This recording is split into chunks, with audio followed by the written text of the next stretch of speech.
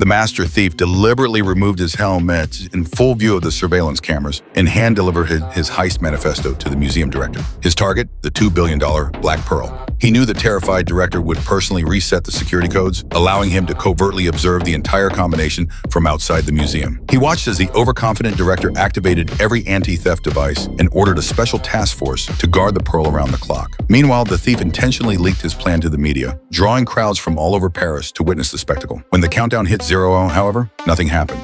Just as the director exhaled in relief, the alarm shrieked. Realizing there was an inside job, the police stormed the hall to inspect the faces of the task force, but they found no anomalies. By then, the thief had already entered the newly changed code and slipped out. Sensing something was wrong, the director ordered the unit to intercept the exits. He shed his tactical gear for civilian clothes, but was ultimately captured by the task force at the exit. Under the collective gaze of the public, he was escorted into a police car. But the moment the door closed, he let out a laugh.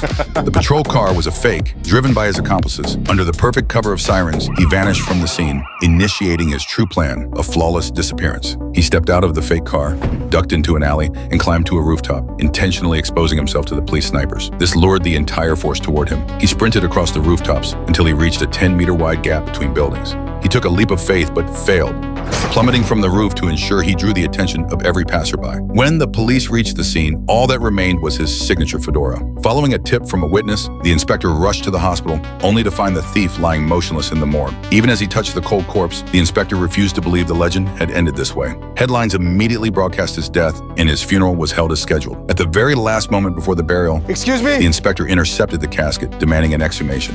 Amidst the curses and insults of the grieving family, the lid was slowly pried open. Faced with the lifeless body, the inspector was overcome with shame and fled the scene in disgrace. I'm sorry. As the final flowers fell onto the grave, the thief opened his eyes. He used his tools to push aside a secret panel at the bottom of the casket and crawled into a pre-dug tunnel to make his final escape. In reality, he had meticulously chosen the fall site 2 weeks prior. By utilizing window awnings and a concealed airbag vest, he ensured he hit the ground unharmed. Then his accomplices moved him into the morgue, where cooling spray allowed him to fake a death certificate right under the inspector's nose. Now that the entire world believes he is dead, the $2 billion Black Pearl is officially and untraceably his.